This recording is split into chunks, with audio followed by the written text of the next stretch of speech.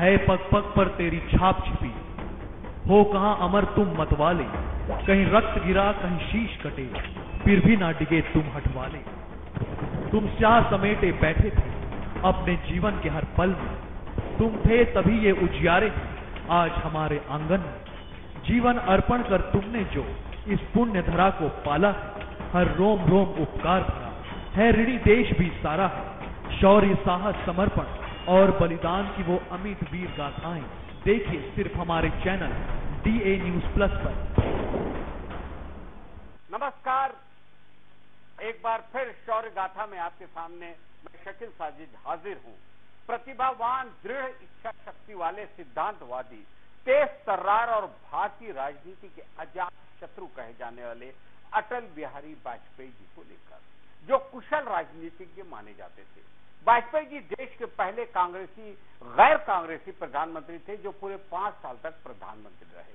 बतौर पीएम वाजपेयी जी ने पहली बार 1996 में 13 दिन तक इस पद पर रहने की उनका कार्यकाल रहा। इसके बाद 1998 में उन्होंने दूसरी बार इस पद की शपथ ली और 13 महीने की सरकार चलाई।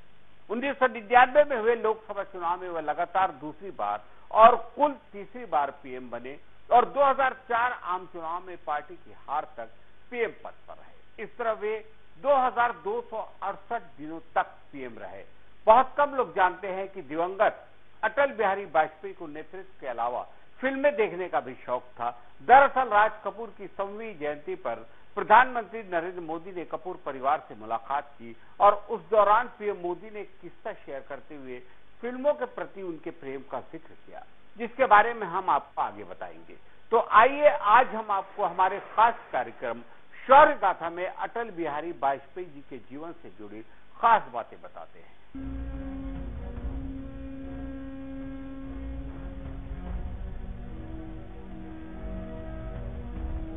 असाधारण प्रतिभा के धनी अटल बिहारी वाजपेयी का जन्म 25 दिसंबर 1924 को ग्वालियर रियासत के एक साधारण परिवार में हुआ था। उनके पिता का नाम पंडित कृष्ण बिहारी वाजपेयी और माता का नाम कृष्णा वाजपेयी था, जो उत्तर प्रदेश के आगरा जिले के प्राचीन स्थान बटेश्वर के मूल निवासी हैं। पिता कृष्ण बिहारी वाजपेयी ग्वालियर में अध्यापन कार्य तो करते ही थे, इसके अतिरिक्त वे हिंदी और ब्रजभाषा के सिद्धस्थ कवि भी थे। पुत्र में काव्य के गुण वंशानुगत परिपाटी से प्राप्त हुए। महात्मा रामचंद्र वीर द्वारा रचित अमर कृति विजय पताका पढ़कर अटल जी के जीवन की दिशा ही बदल गई। अटल जी की BA की शिक्षा ग्वालियर के विक्टोरिया कॉलेज, वर्तमान में लक्ष्मीबाई कॉलेज में हुई। छात्र जीवन से वे राष्ट्रीय स्वयंसेवक संघ के स्वयंसेवक बने और तभी से राष्ट्रीय स्तर की वाद विवाद प्रतियोगिताओं में भाग लेते रहे। कानपुर के DAV कॉलेज से राजनीति शास्त्र में MA की परीक्षा प्रथम श्रेणी में उत्तीर्ण की। उसके बाद उन्होंने अपने पिताजी के साथ साथ कानपुर में ही LLB की पढ़ाई भी प्रारंभ की, लेकिन उसके बीच में ही विराम देकर पूरी निष्ठा से संघ के कार्य में जुट गए। डॉक्टर श्यामा प्रसाद मुखर्जी और पंडित दीनदयाल उपाध्याय के निर्देशन में राजनीति का पाठ तो पढ़ा ही, साथ साथ पांचजन्य, राष्ट्र धर्म, दैनिक स्वदेश और वीर अर्जुन जैसे पत्र पत्रिकाओं के संपादन का कार्य भी कुशलता पूर्वक करते रहे। सर्वतोमुखी विकास के लिए किए गए योगदान और असाधारण कार्यों के लिए 2015 में उन्हें भारत रत्न से सम्मानित किया गया। जनता के बीच मशहूर अटल बिहारी वाजपेयी अपनी राजनीतिक प्रतिबद्धता के लिए जाने जाते थे। उन्होंने प्रधानमंत्री का पद 3 बार संभाला है। वे पहले 13 दिन के लिए 16 मई 1996 से 1 जून 1996 तक, फिर लगातार 2 शासन 8 महीने के लिए 19 मार्च 1998 से 13 अक्टूबर 1999 और फिर वापस 13 अक्टूबर 1999 से 22 मई 2004 तक भारत के प्रधानमंत्री रहे। 13 अक्टूबर 1999 को उन्होंने राष्ट्रीय जनतांत्रिक गठबंधन की नई गठबंधन सरकार के प्रमुख के रूप में लगातार दूसरी बार भारत के प्रधानमंत्री का पद संभाला। 1996 में वे बहुत ही कम समय के लिए प्रधानमंत्री बने। वे हिंदी कवि, पत्रकार और प्रखर वक्ता थे।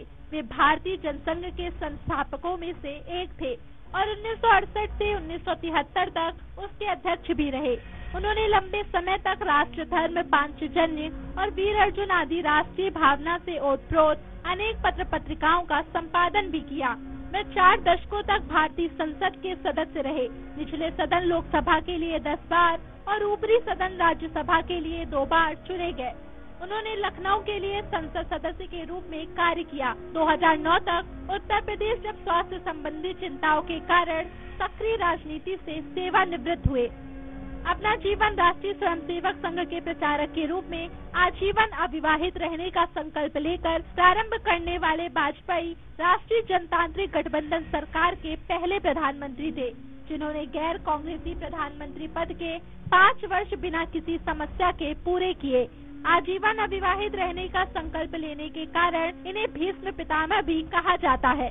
उन्होंने 24 दलों के गठबंधन से सरकार बनाई थी, जिसमें 81 मंत्री थे।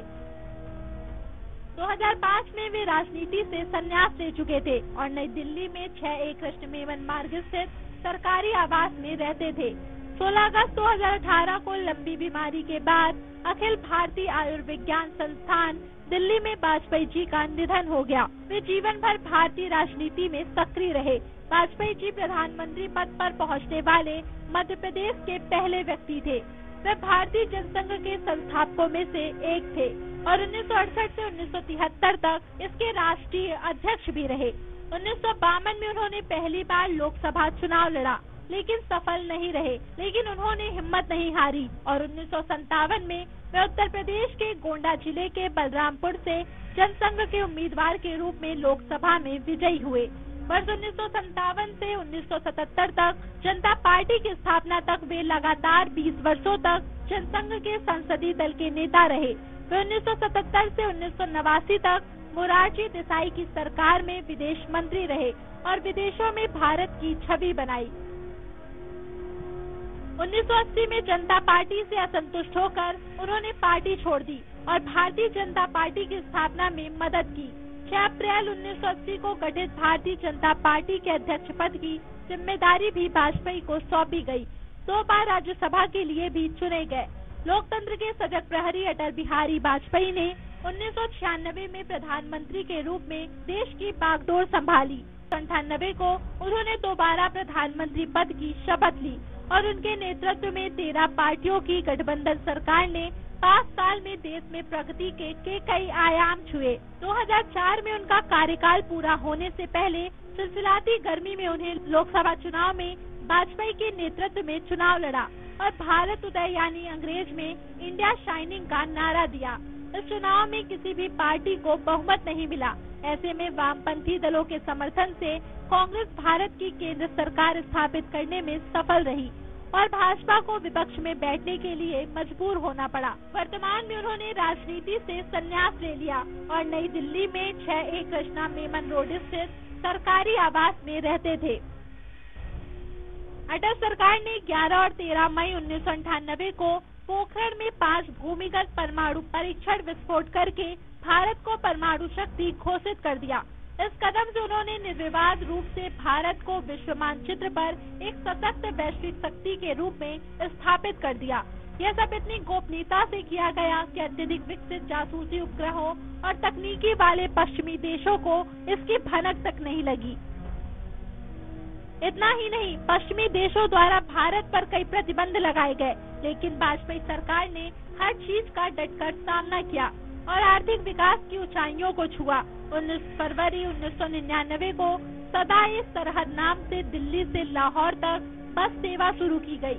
इस सेवा का उद्घाटन करते हुए पहले यात्री के रूप में वाजपेयी जी ने पाकिस्तान की यात्रा की और नवाज शरीफ से मुलाकात की और आपसी संबंधों में एक नई शुरुआत की।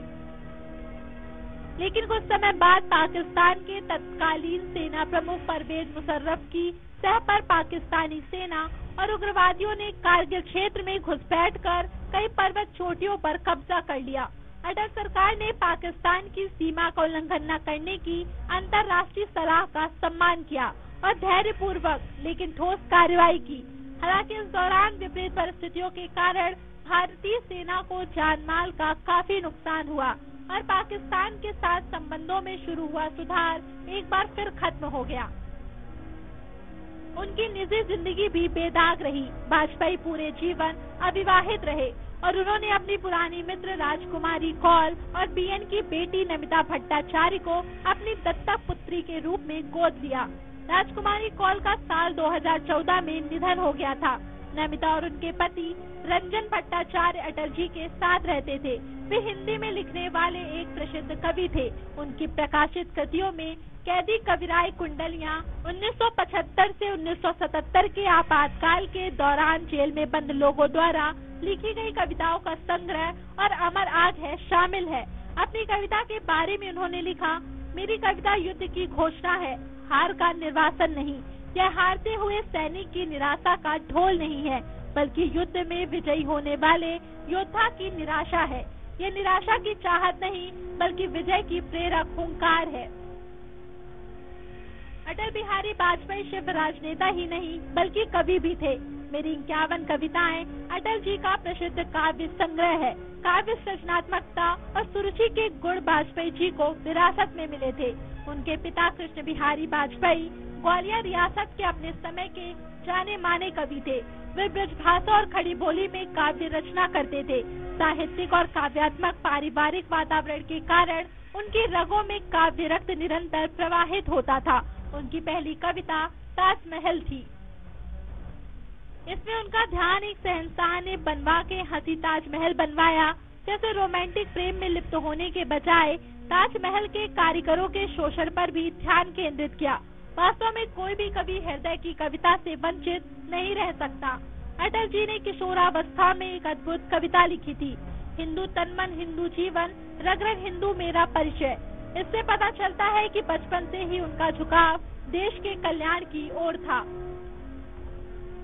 राजनीति के साथ साथ समाज और राष्ट्र के प्रति उनकी व्यक्तिगत संवेदनशीलता सर्वत्र दृष्टिगोचर होती रही है।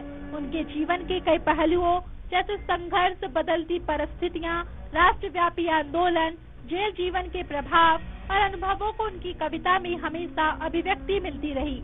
मशहूर गजल गायक जगजीत सिंह ने अटल जी की चुनिंदा कविताओं को लिखकर एक एल्बम भी जारी किया था। राजकुमार की कई फिल्में सोशल मैसेज देने वाली थी, जिन्हें देखकर अक्सर लोग प्रेरित होते थे। ऐसा ही एक किस्सा पीएम नरेंद्र मोदी ने सुनाया। उन्होंने कहा, जनसंघ के जमाने में दिल्ली में चुनाव हुए जिसमें अटल जी हार गए थे। इस पर उनके सहयोगी आडवाणी जी ने अटल जी से कहा, हम चुनाव हार गए, अब हमें क्या करना चाहिए। इस पर अटल जी जवाब देते हैं, चलो कोई फिल्म देखते हैं। अटल जी से आडवाणी जी ने कहा, कौन सी फिल्म? अटल जी ने जवाब में कहा कि राज कपूर की फिल्म फिर सुबह होगी। पीएम मोदी कहते हैं कि अटल जी और आडवाणी जी राज कपूर की फिल्म देखने गए और फिर सुबह हुई थी। बता दें, कई रिपोर्ट्स के मुताबिक अटल जी को राज कपूर की फिल्में पसंद थी, लेकिन उन्हें रेखा और फारूक शेख की उमराव जान भी पसंद थी। छत्तीसगढ़ विश्वविद्यालय संशोधन अधिनियम 2011 जून 2012 में अस्तित्व में आया। अटल बिहारी वाजपेयी यूनिवर्सिटी का 4 जिलों में है, जिसमें बिलासपुर, मुंगेली, कोरबा, गौरेला, पेंड्रा, मरवाही शामिल है। छत्तीसगढ़ के 4 जिलों में लगभग 95 सरकारी और निजी कॉलेज संबद्ध है, जो कुल मिलाकर अटल बिहारी वाजपेयी विश्वविद्यालय का क्षेत्राधिकार बनाते हैं। कॉलेज विज्ञान, कला, वाणिज्य, कानून, शिक्षा और अनुसंधान केंद्रों की विभिन्न धाराओं में स्नातक और स्नातकोत्तर अध्ययन प्रदान करते हैं। अटल बिहारी वाजपेयी जी को 2009 में दिल का दौरा पड़ा, जिसके बाद वे बोलने में असमर्थ हो गए। किडनी में संक्रमण और कुछ अन्य स्वास्थ्य समस्याओं के कारण उन्हें 11 जून 2018 को अखिल भारतीय आयुर्विज्ञान संस्थान में भर्ती कराया गया था, जहां 16 अगस्त 2018 की शाम 5:05 पर उनका निधन हो गया। उनके निधन पर एम्स की ओर से जारी एक औपचारिक बयान में कहा गया, पूर्व प्रधानमंत्री अटल बिहारी वाजपेयी ने 16 अगस्त 2018 को शाम 5:05 पर अंतिम सांस ली। पिछले 36 घंटों में उनकी तबीयत काफी बिगड़ गई थी। हमने अपनी तरफ से पूरी कोशिश की, लेकिन आज उन्हें बचा नहीं सके। अगले दिन 17 अगस्त को हिंदू सांस्कृतिक परंपरा के अनुसार उनका अंतिम संस्कार किया गया। उनकी दत्तक पुत्री नमिता कौल भट्टाचार्य ने उन्हें मुखाग्नि दी। उनकी समाधि राजघाट के पास शांतिवन में स्मारक स्थल पर बनाई गई है और अंतिम यात्रा बेहद भव्य तरीके से निकाली गई थी, जिसमें प्रधानमंत्री नरेंद्र मोदी समेत सैकड़ों नेता पैदल चलकर गंतव्य तक पहुंचे। वाजपेयी के निधन पर पूरे भारत में 7 दिन का राजकीय शोक घोषित किया गया। उनके निधन पर अमेरिका, चीन, बांग्लादेश, ब्रिटेन, नेपाल और जापान सहित दुनिया के कई देशों ने दुख जताया। अटल जी की अस्थियां देश की सभी प्रमुख नदियों में विसर्जित की गई। पूर्व प्रधानमंत्री अटल बिहारी वाजपेयी को उनके असाधारण कार्य और सर्वांगीण विकास में योगदान के लिए 2015 में भारत रत्न से सम्मानित किया गया था। राष्ट्रपति प्रणब मुखर्जी ने वाजपेयी के आवास पर जाकर उन्हें देश के सर्वोच्च नागरिक पुरस्कार भारत रत्न से सम्मानित किया। दरअसल उनके स्वास्थ्य कारणों के चलते राष्ट्रपति ने उनके आवास पर वाजपेयी का सम्मान किया, जिसके बाद नरेंद्र मोदी ने मीडिया से कहा, मैं व्यक्तिगत तौर पर राष्ट्रपति का आभार व्यक्त करता हूं, जिन्होंने वाजपेयी को उनके घर पर जाकर भारत रत्न से सम्मानित किया। उन्होंने ट्वीट भी किया और लिखा, आज मेरे जैसे करोड़ों देशवासियों के लिए ऐतिहासिक दिन है जब अटल जी को भारत रत्न दिया जा रहा है।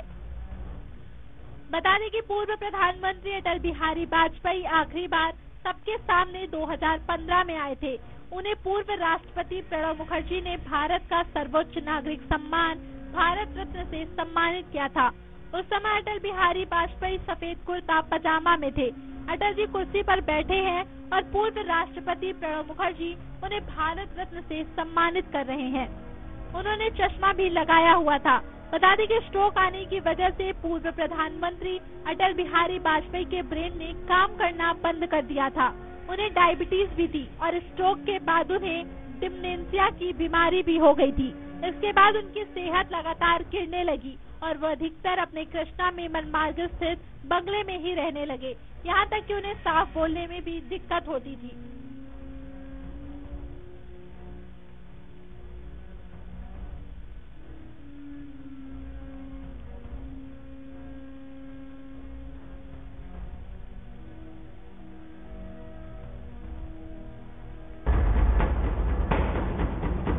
है पग पग पर तेरी छाप छिपी, हो कहाँ अमर तुम मतवाले, कहीं रक्त गिरा कहीं शीश कटे, फिर भी ना डिगे तुम हटवाले। तुम स्याह समेटे बैठे थे अपने जीवन के हर पल में, तुम थे तभी ये उजियारे आज हमारे आंगन में। जीवन अर्पण कर तुमने जो इस पुण्य धरा को पाला है, हर रोम रोम उपकार भरा है, ऋणी देश भी सारा है। शौर्य, साहस, समर्पण और बलिदान की वो अमिट वीर गाथाएं देखिए सिर्फ हमारे चैनल DA News Plus पर।